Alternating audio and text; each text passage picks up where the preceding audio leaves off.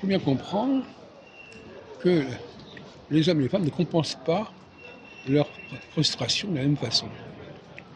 Les hommes compensent assez facilement en mangeant, en bouffant, en se goinfrant, aussi bien de boissons que de liquides ou que de femmes.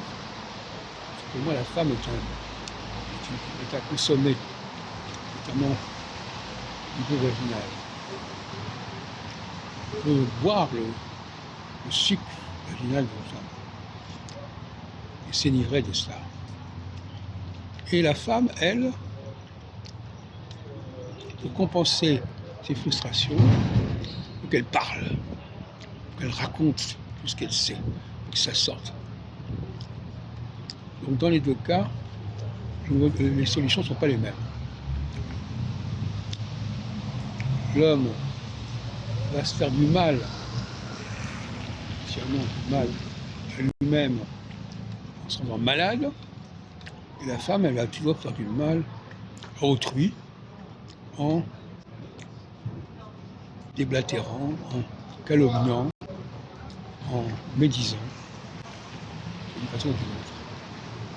Alors, dans les deux cas, on a affaire à un débordement.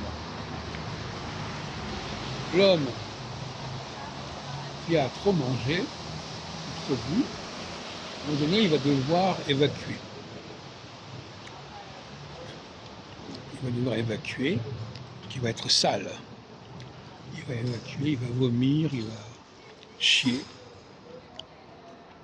etc., etc.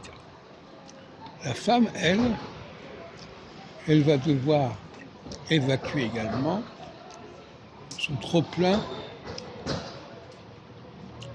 de paroles, son trop-plein d'informations. Elle va être saturée à ce niveau-là et par conséquent,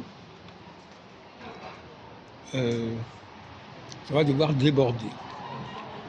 Quand une femme parle trop, c'est qu'elle a besoin de parler pour calmer une tension. Et donc, elle va faire des dégâts. Les hommes font des dégâts matériels, si on peut dire, en salissant leurs vêtements, en salissant les lieux où ils évacuent leur merde. Et les femmes vont créer des problèmes en évacuant leurs problèmes, justement, en évacuant leur surplus, elles vont être débordées par tout ce qu'elles ont pu accumuler d'informations.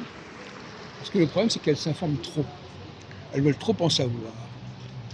Et elles se gavent d'informations, et c'est ça qui les rend malades, et qui les conduit à